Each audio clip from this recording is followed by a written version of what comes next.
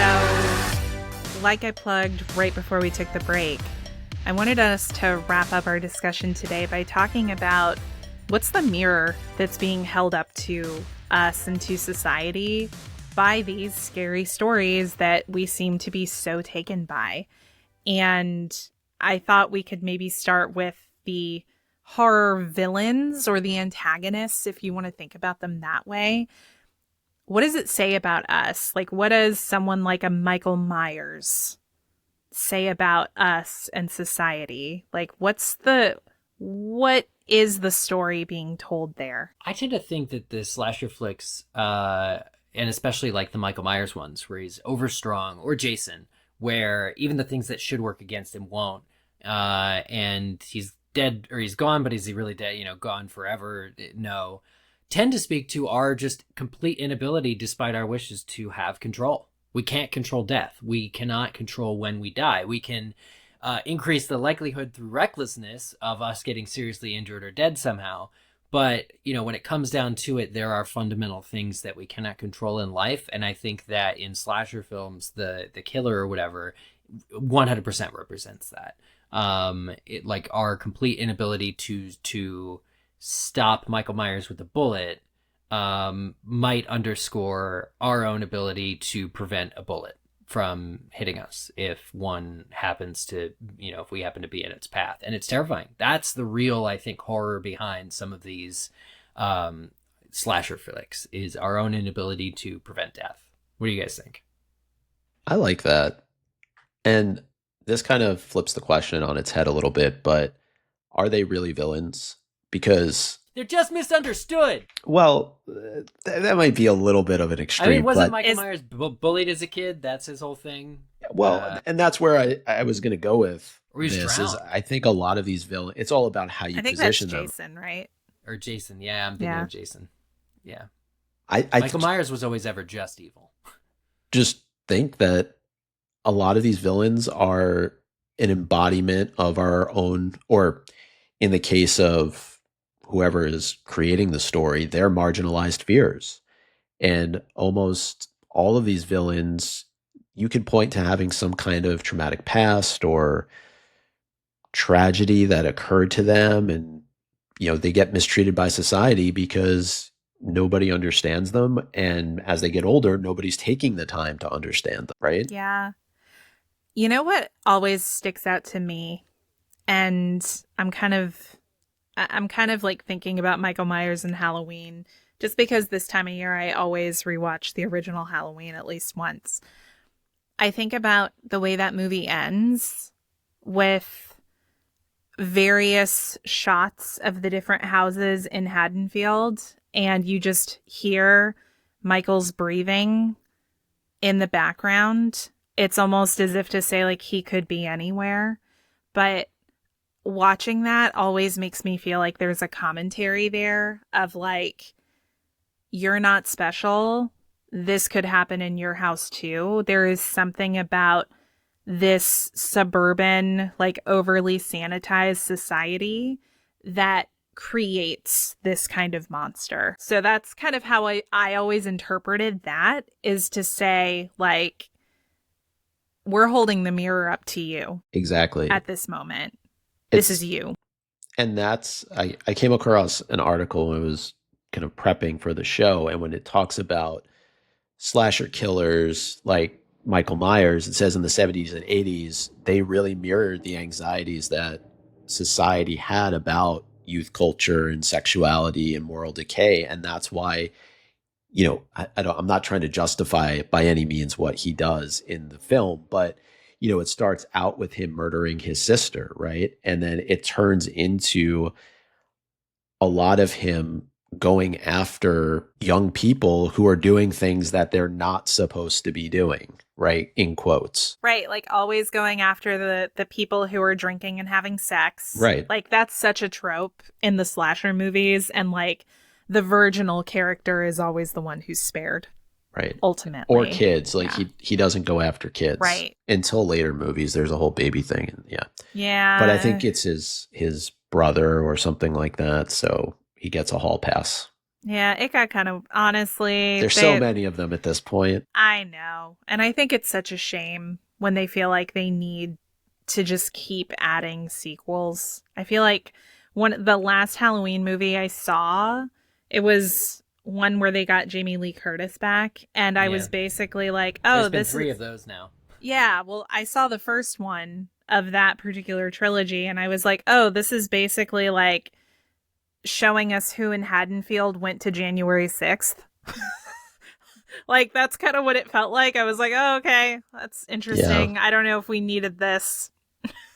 But to your point But of holding up the mirror and looking at, some other categories of monsters, let's say, this article also talked about, zombies. They reflect fears of conformity, loss of individuality, or societal collapse. Vampires are historically tied to fears of disease or outsiders invading pure communities. So I do really like that idea that in many ways horror films are like us holding up a mirror to ourselves. yeah, Just Well, watch that's a out for great Bloody point. Mary. yeah, I like that a lot. And also, like, if we're talking about slasher flicks, like, I actually love the Nightmare on Elm Street films. But in that, and I've watched, I think, the original 6 or the original 5 a couple of times. And the thing about that is, it's like, again, what these killers were created by society.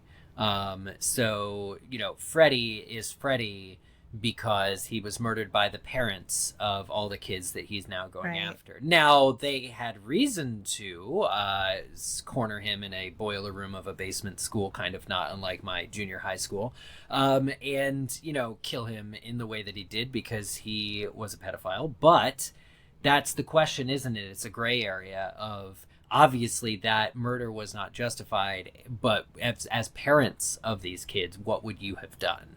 Would you have done anything different? So this idea that with a supernatural edge, this truly horrible, maybe even say evil person can come back and revisit horrors on you is like the parents are supposed to be the guilty ones in that scenario. And as this series goes on, not only does it become really badass with kids starting to be able to harness the power of their dreams and shit, but you also learn more about Freddy Krueger's youth. And I think that series took the exact right direction, because it's for more than one film. It's not like, oh, all of a sudden here's a humanizing backstory and then we're going to ignore it and throw it all out and take him into space like they did with Jason. But like Freddy, at least, has, I think, a really self-contained story that shows that there is evil in the world. It can be embodied in people, and we should look at sort of the underlying causes that include that create this sort of villain, such as institutionalization, which is a big part of the second half of Nightmare on Elm Street series. So pretty interesting. Yeah, definitely. And I think it also, to kind of tie it all together, one of you made a really great comment about how scary stories, movies, games, TV shows, what have you, it gives us all a chance to take a walk on the dark side in a safe way. I think that maybe like because I really like true crime, for example. I think the psychology that you learn about through that is fascinating. I think it's fascinating to understand the mind of a person who would do these horrible things. So it is a safe way for people to ultimately examine their own darkness, I think. And it's a little it could almost be construed as like a little perverse when you think about it, because it's like people wanting to play with some of these darker ideas again in a way, in which they have no desire to actually be part of something like that or have something like that happen to them. But it is kind of going back to that point you made, Eric, earlier in the episode about the kind of priming yourself and having a little bit of that preparation so that when the real scary thing happens to you, it's not the first time you've experienced a scary thing. Right, like Yeah. if you're trapped in a garage and you see a doggy door in the garage, don't go into it. Don't try and No. get through it. That is Bad a life idea. lesson. I feel like that's a life lesson that I now know. Thanks, Scream. And there are Just several other run full things. speed right through the garage door. That's a better option than trying to squeeze yourself through the doggy door. Yeah, yeah. Or Oh my just God. lift it. Don't most modern garage doors There's a have latch. releases? And Yeah. yeah. Yeah. So, life pro tip from all of us here at the pod. Oh, Well, any other closing thoughts on this idea of being scared, liking to be scared as we get into spooky season? Does anyone have any particular movies or books that they're looking to revisit or anything coming out that you're looking forward to? yeah, every season, Meg and I do a rewatch of The Haunting of Hill House on Netflix. Mike Classic. Flanagan's amazing breakthrough series. It's really got, again, I mean, predominantly supernatural horror, and there's things that scare you that you can't really control, but it's a nice blend, and it talks about, I think, the themes of family and what we do for each other. Is really, really strong. There's a strong sibling dynamic, which I think grounds the story, even if everyone's sort of near death is inevitable. So that's an all-time classic, and I'm really looking forward, Laura, to our next episode where we talk about a particular professional scarer who's made a 5 decades long career out of scaring people, and that is, of course, Stephen King. So there are these materials, these people, these titans of industry that their work warrants further discussion in this space. So I'm excited for another spooky season on What the Hype. Definitely. And that's a great plug because next week we will be having our Stephen King episode. And the week after that, we're planning for a monster themed spooky season show. So Monsters can take many forms. yeah, exactly. That's the thing. Like, Especially yeah, true.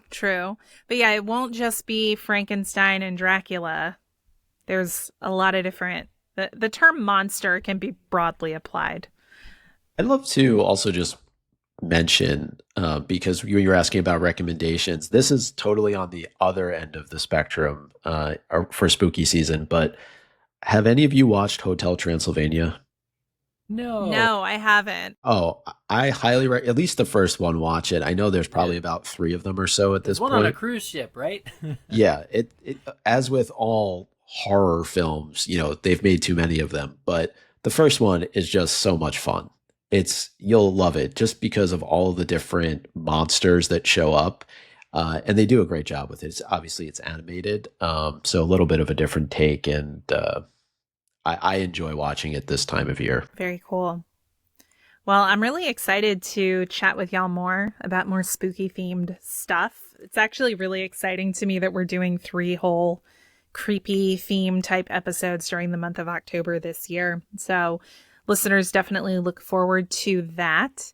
And thank you so much for joining me today, Eric and Micah. This was a really fun discussion. And I really can't wait to continue diving into it with y'all more in the weeks ahead.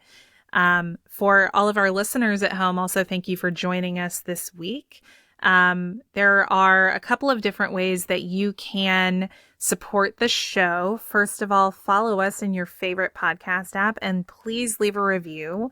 This really helps us to make our show a success and get the word out there.